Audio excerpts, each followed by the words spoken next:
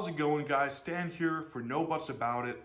And today you'll notice I'm not wearing Jets green. I'm actually wearing blue and orange for the New York Knicks, who last night clinched a spot in the Eastern Conference Finals of the NBA. And while I know that's not what you clicked on this video for, keep an eye on the Knicks, because the city that never sleeps will be playing the state that's never been awake in the Eastern Conference Finals. So pretty exciting stuff for the city of New York. But some other excitement came up earlier this month, where the New York Jets and the New York Giants were both in the draft with every other team of the NFL, and both of them had an interesting spot, right? For the Giants, their coach, their GM, might be on the way out. This might be their last chance to put together a winning season, to prove ownership that they can be a good tandem for this team to keep their jobs. The Jets, on the other hand, just moved on from their GM, on from their coach, with a new group of guys, Muji and Glenn, coming in to try to prove themselves in the NFL.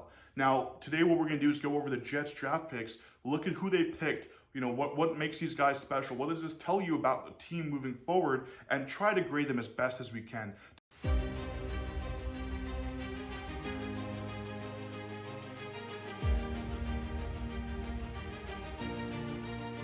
To start off, the first round pick, number 7 in that first round, Armand Membou from Missouri. Now, Membou's a right tackle, and that's the main reason I love this pick. He was the best right tackle in the draft.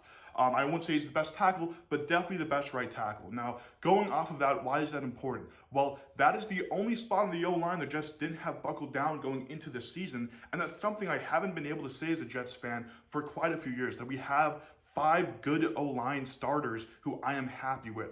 So that pick gets an A+, simply because you're taking the guy who fills in that entire room. You have 5 starters you can trust moving into next season. Another secondary note on that is I personally don't think AVT is going to stick around. I believe he's going to go and pursue a much better, higher paying contract somewhere else in the NFL once his time on his rookie contract runs out. And what does that mean? Well, if you don't get a guy like Armand Membou and you're relying on an older veteran right tackle, then that means you need a right guard and a right tackle going into next off season. That puts a lot of pressure on Muji, a lot of pressure on Glenn and on the OC staff to develop 2 starters onto that O-line. But by getting Armand Membou and having 2 tackles, a left tackle in Fashanu and Membou on the right tackle, you have 2 guys who you can trust and hope can develop properly to have those 2 very high, expensive positions taken care of. So A+ pick right there. And the pick number 2 in the second round, pick number 10, Mason Taylor, goes on a similar sort of vibe, right? Mason Taylor is another hardworking guy, brings a lot to the blocking game, and helps you a lot with just having a position kind of buckled down, right? He's young. He projects very, very well to the NFL level. Now, there were a few tight ends in this draft who I thought projected a lot better in terms of their ceiling, but Mason Taylor, in my opinion, has a pretty high floor. He also has a Pro Football Hall of Famer uncle and a Pro Football Hall of Famer dad, so pretty good genetics there. I give him an A-. The main reason is because I think they could have traded up in that round to get a guy like Luther Burden, who went 3 spots earlier to the Chicago Bears. And looking at Luther Burden specifically, I find it hard to believe the Bears wouldn't be willing to trade back, given that he's not the biggest need for them. Luther Burden for the Jets would have been their number 2 wide receiver on day 1, right? He would have transformed that offense. But the reason I'm not moving them down too much, because they didn't go and pursue either him or Jaden Higgins early in the draft, who went a little bit earlier that round. The reason why I'm not too upset is because Mason Taylor does bring you something in the pass game, though personally I don't think it's as much as some of the other tight end prospects who went earlier in this draft. He gets an A-. Now, Azareye'h Thomas is a cornerback, went in the 3rd round, pick number 9. He was a guy who earlier in the draft season was projected all the way up in the 2nd round. I don't think I remember him going in the 1st, except before the season even started. He was projected as early as the 1st. But, later in the season, we saw him as a 2nd round prospect. Now, why did he drop to the 3rd round? That's the biggest question there. Well, the thing is, there are some holes in his game, right? He's good at man press, but his speed and specifically his combine performance really bogged him down. He was one of the slower cornerbacks out there. And for a guy who's, going to perform mainly in man press at the NFL level, speed's a really important thing to have. That being said, for the Jets, he's not likely to be one of their top 2 starting corners, which is a plus for me on this pick. But most importantly, he serves as a very good counter for Sauce Gardner. We saw last season how Sauce Gardner in bigger moments in first and second down, towards the end of games when the Jets are slightly behind, was very much a negative towards the Jets. Why? Because he's not good at tackling. Now, maybe Sauce Gardner takes a step up, but this is now his 4th year in the NFL. Should we assume that year 4 he's going to learn how to tackle better? I don't think so. Azareye'h Thomas knows how to tackle well, and he's a super physical corner. He also has some versatility. I think there is a potential of him playing at safety because of that physicality at some point in the NFL. I don't know what the plan is with this new group coming in. It's hard to judge Aaron Glenn on how he's going to develop guys based on him only being a head coach now. Right? This is his first year as a head coach, but with the Detroit Lions, we saw them making decisions like this often, right? They know how to keep their plays versatile, especially with the younger guys. With Azareye'h Thomas, I would assume he's going to have some amount of action on special teams, but expect his biggest impact to be coming off the bench for Sauce Gardner in moments where you're expecting the other team to run at you. Thinking about week 2, week 3, the Bills this year and the Tampa Bay Bucks, right? Those are teams that are probably going to be up by a touchdown or 2 come the end of the 3rd, come the early 4th. And on 1st and 2nd down, they might just go and attack Sauce Gardner's side of the field. Azareye'h Thomas gives you a weapon who might be able to negate that attack. Now, Azareye'h Thomas, before we move on, I give him an A+ because of that. If it wasn't for that specific need to fill in that weakness that Sauce Gardner was in the run game, I would probably give him a B+, but he gets an A+ because of how much that impacted the Jets in close games last year. Now, the 4th pick was Arian Smith. He was a 4th rounder pick, number 8 of that round, and he comes in from Georgia. Now, Arian Smith to me is the first pick I'm feeling a bit negative about. I give him a C+. Now, why do I give him a C+?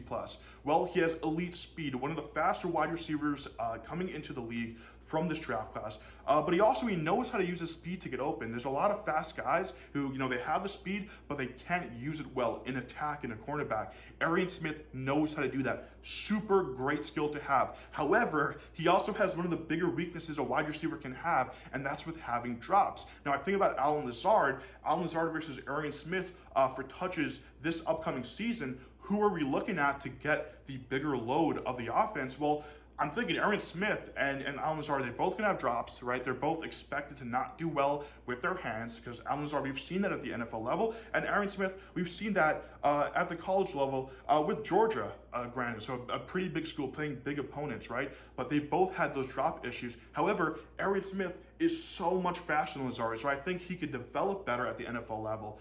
Expect Lazard's snaps to go down with this pick, and I do think Arian Smith will have a pretty good load on this offense going into this upcoming season. The Jets actually took a second player in the 4th round, this time at 28, with Malachi Moore from Alabama, a safety. Now, Malachi Moore as a safety brings a good amount to the table, right? Most importantly, he's a decision maker, right? He knows how to move fluidly in the defense. Now, in Alabama's defense, he was playing SEC opponents, meaning that was really tested, and he looked really good on that front. Now, my biggest concern with Malachi Moore moving forward is he missed their bowl game, Alabama's bowl game, due to an undisclosed surgery. Now, it being an undisclosed surgery, we don't really know what to make of it, but I'll tell you this much. It's better to not have an undisclosed surgery than to have one. It's better to, be able to say that publicly. Okay, this is what happened. Here's what happened. Here's what the medical process is here, than to not be able to release that. That's a bit of a concern to me. However, I give Malachi Moore a B because of how big of a need safety is for the Jets, and really how much of a need it's been for the last 4 years. Now, can he develop to be a starting safety? I'm not too sure yet. I think a lot of it depends on that surgery and what that looks like when he comes into the preseason, meets the NFL level offenses. How does he adjust to that physically? That's the big question with Malachi Moore. Moving on from him, Francisco Mayoga. Might have mispronounced that. I swear I Googled it like 30 times. It's a tough name there.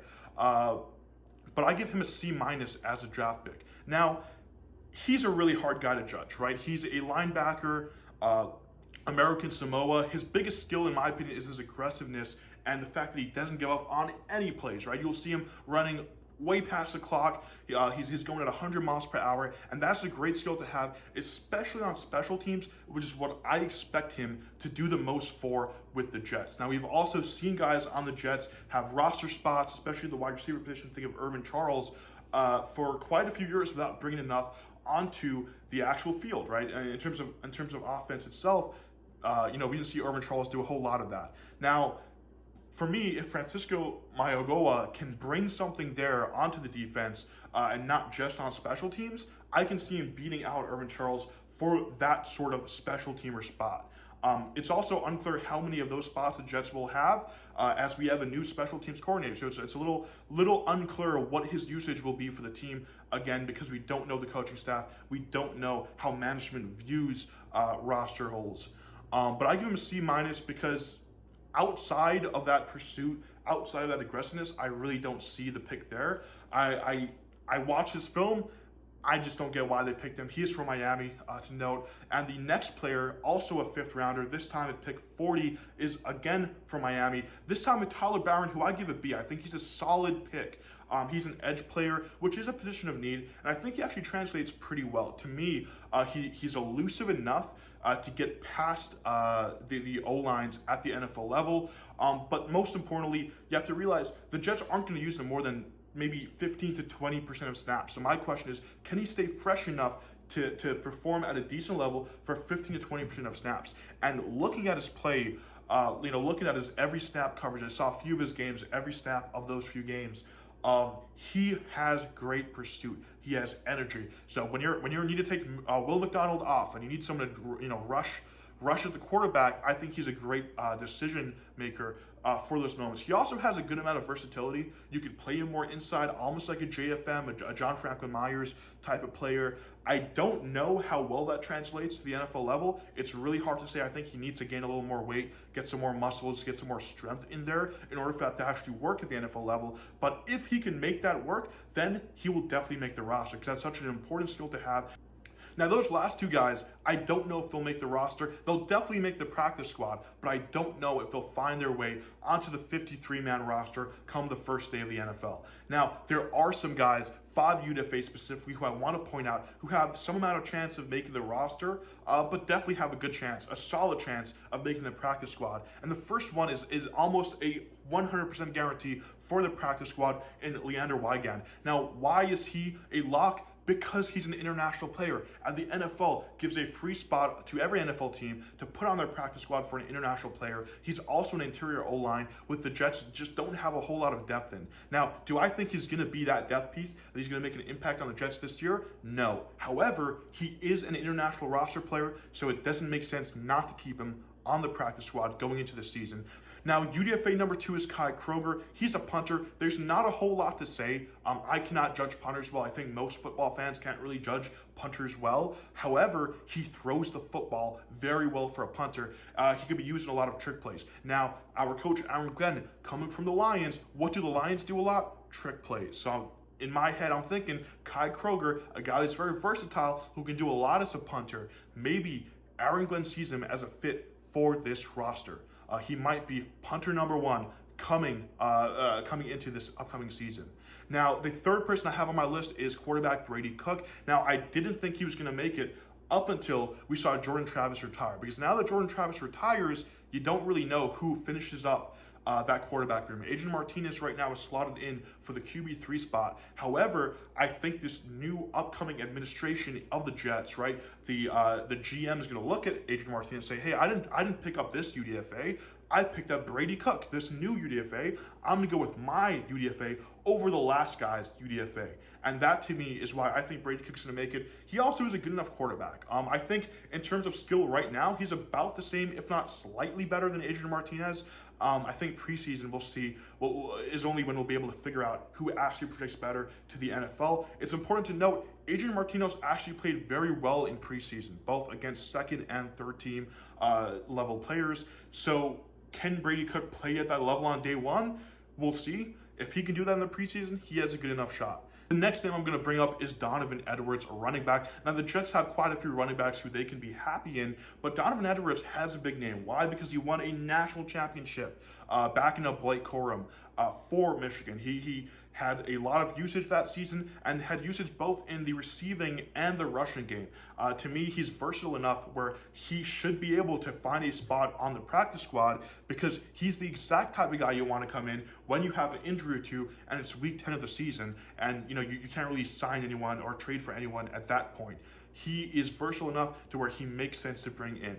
My final player I'm going to bring up from the UDFA charts of the Jets is Dymere Miller, a wide receiver who came in from Rutgers. Before that, though, he was playing at the FCS level, where he was basically the number 1 or number 2 FCS receiver in college football. Now, for Rutgers, he definitely took a step back, but guess what? He moved from FCS to the Big Ten. That's a pretty big jump for a wide receiver or any position in football. And he played well enough to where, in my opinion, he should have a good shot at making the practice squad. Thank you for watching this video, and just so you guys know, there's another video coming out later this week on the New York Giants draft class. Same sort of deal, so stick around for that. Have a great day, guys.